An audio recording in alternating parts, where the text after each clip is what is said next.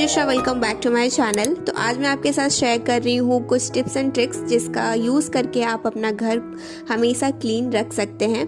तो यहाँ पे मेरी सबसे पहली टिप होगी dusting. Dusting is very important क्योंकि धूल इतनी उड़ती है कि हमेशा लेयर जो है बन जाता है धूल का, हम हर जगह फर्नीचर हो या कहीं पे भी हो।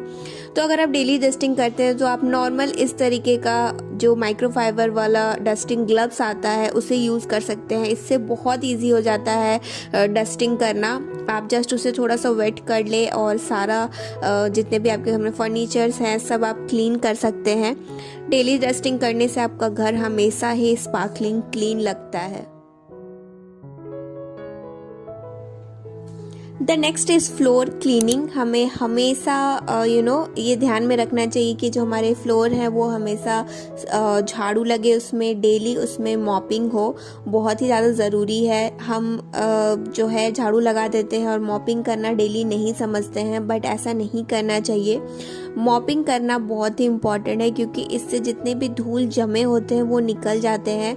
जब आप झाड़ू लगाते हैं तो धूल उतना अच्छा से नहीं निकलता है। मैं यहाँ पे डेली लाइजॉल डाल के पोछा लगाती हूँ पूरे घर में। इससे हाइजीन भी मेंटेन रहती है और आपका घर भी बिल्कुल साफ दिखता है। सो मॉपिंग करना आजकल बहुत इजी हो गया है। इस तरीके के आप मॉप किट ले सकते हैं। इसका डिस्क्रिप्शन बॉक्स में मैं लिंक डाल दूंगी। इसके ऊपर मैंने पूरा रिव्यू भी किया है। स्पिन मॉप है ये, मैंने फ्लैट मॉप के ऊपर भी रिव्यू किया है। तो जो भी अच्छा लगे आप उसका यूज़ कर सकते हैं। The next tip is organise your shoe rack. Shoe rack का साफ़ होना बहुत इंपॉर्टेंट है। आपके घर पे कोई भी आता है बाहर तो अपने शूज़ उतारने के लिए वो शू रैक खोलेगा और आपका शू रैक अगर ऑर्गेनाइज नहीं होगा तो बहुत ही ख़राब इंप्रेशन पड़ता है। यहाँ पे मैं इस तरीके का कपूर की गोली रखती हूँ चारों तरफ, 4-5 अपने पूरे रैक में, ताकि उससे स्मेल भी अच्छी आती रहे और अच्छा सा ऑर्गेनाइज लगे हमारा शू रैक। तो शू रैक ऑर्गेनाइज करना is very important.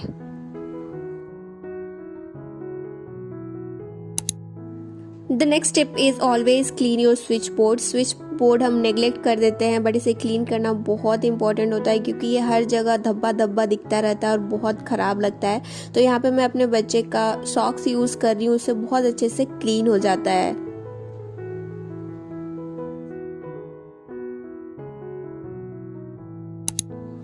The next tip is कि आप अपने बच्चे को एक सेपरेट कमरा दें खेलने के लिए। अगर आपके पास घर में एक्स्ट्रा रूम है या किड्स रूम है तो उसे बोले कि आप अपने रूम में ही खेलो, क्योंकि इससे होता है ना कि वो सारे खिलौने रूम में ही पूरा उधम मचाते हैं, हॉल वगैरह में नहीं बिखारते हैं। तो इससे क्या होता है, जब भी आपके घर पे कोई आता है तो हर तरफ खिलौने नहीं दिखेंगे, वो आराम से खेल भी पाएगा और सारा जो मेस है वो एक ही कमरे में रहेगा। The next tip here is आपके घर में जितने भी बड़े फर्नीचर्स हैं लाइक डाइनिंग टेबल, इसे आप हमेशा क्लीन रखें। जब भी कोई चीज़ स्पिल हो जाता है तो तुरंत साफ़ करें क्योंकि बाद में वो मोमेंट नहीं आता है और जो दाग है वो जम जाता है। तो मैं अपने डाइनिंग टेबल को बहुत बार साफ़ करती हूँ। द नेक्स्ट टिप इज़ आप हमेशा डोरमेट्स का यूज़ करें हर जगह, बालकनी में, दरवाजे के पास, फॉर एवरी रूम।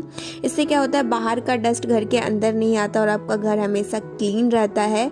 आप सबको बोले, बच्चों को भी सिखाएं कि जब भी कमरे के अंदर आओ अपना जो पैर है वो डोरमेट्स में पोंछ के आओ, तो इससे आपका घर बहुत क्लीन रहेगा। द नेक्स्ट टिप इज़ ये corners.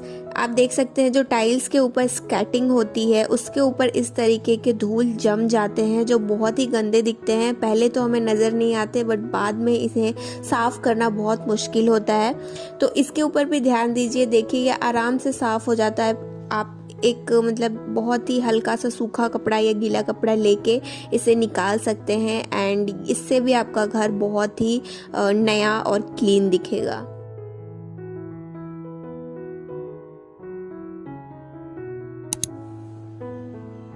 The next tip is glass and mirrors. हमेशा अपने ग्लास के जो भी आपके खिड़की दरवाजे हैं और जो मिरर्स है घर पे उन्हें क्लीन रखें। इससे आपका घर बहुत ही चमचमाता हुआ नज़र आएगा। मेक श्योर आपके ग्लासेस में ज़्यादा स्टेन ना हो और बहुत ही अच्छे से ये क्लीन भी हो जाता है, हार्डली 5 to 10 मिनट्स लगते हैं।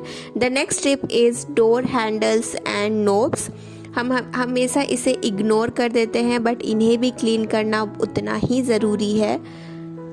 द नेक्स्ट टिप इज़ जब भी आप बाहर से आए तो जो भी चीज़ें आप लेके जाते हैं उन्हें उसके डेजिग्नेटेड प्लेस में रखें, लाइक कीज़, पर्स वगैरह।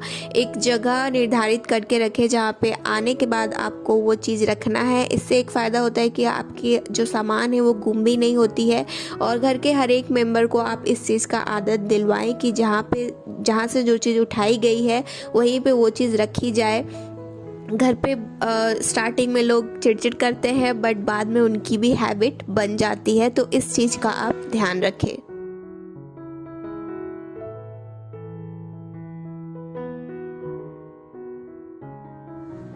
माई नेक्स्ट टिप इज़ हमेशा अपना बेड क्लीन और टाइडी रखें। ये मुझे स्टार्टिंग में बताना चाहिए था, बट अगर आपसे हो पाए तो आप उठते के साथ अपना बेड बना लें। बेड क्लीन करते ही आपका कमरा बहुत क्लीन दिखेगा, बट मैं ऐसा नहीं कर पाती हूँ। अगर आप एक मॉम है या फिर अपने घर में सबसे पहले उठती हैं तो आप इस चीज़ से रिलेट कर पाएंगी कि हम जब उठते हैं तो हमारे बेड पे हस्बैंड होते हैं या फिर बच्चे सो रहे होते हैं, तो हम ये first thing in the morning नहीं कर पाते हैं। तो जब सारे काम हो जाए, जब सब उठ जाए, तब हम बेड बनाते हैं। अगर आप एक अर्ली राइजर हैं और अकेले रहते हैं तो सबसे पहला चीज़ आप उठने के बाद बेड बना सकते हैं। The next tip is laundry. हमें हमेशा डेली एक साइकिल वॉशिंग मशीन में लगाना ही चाहिए। इससे कपड़े जमा नहीं होते हैं, और जैसे ही कपड़े सूख जाए आप उसे मोड़ कर या फिर आयरन कर तही कर अपने कबर्ड में रख दे। इससे आपका घर बहुत ही क्लीन लगेगा। कपड़ों का ढेर जो हर जगह चेयर्स वगैरह में पड़े रहते हैं उस पर नहीं दिखेगा, और ऑटोमेटिकली आपका घर क्लीन लगेगा। इस चीज़ में मैं थोड़ा सा लैग करती हूँ, बट मैं भी आदत डाल रही हूँ, एंड आप भी ऐसा कर सकते हैं। The next and last tip is जब शाम हो जाए तो एक बार आप अपने घर का थोड़ा सा ऑर्गेनाइजेशन कर दें, ताकि जब भी आपके घर से शाम को कोई गेस्ट आए या फिर आपके घर में जो भी बाहर से आते हैं, हस्बैंड ऑफिस से आते हैं, तो उन्हें भी अच्छा लगे देखने में। अगर आप भी बाहर ऑफिस जाती हैं तो ज़रूरत नहीं पड़ता, क्योंकि घर पे कोई होता नहीं है तो गंदा नहीं होता है। ये सारी चीज़ें का ध्यान रख के आप अपना घर को क्लीन एंड टाइडी रख सकते हैं।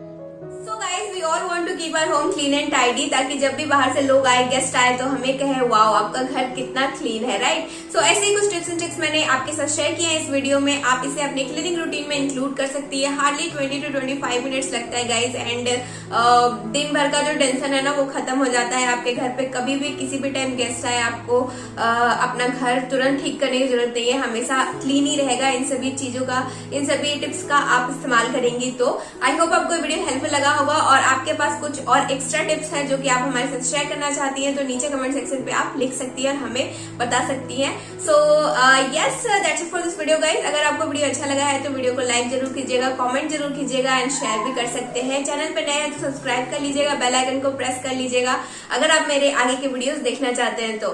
That's it guys, I will see you super soon my next video. Till then bye.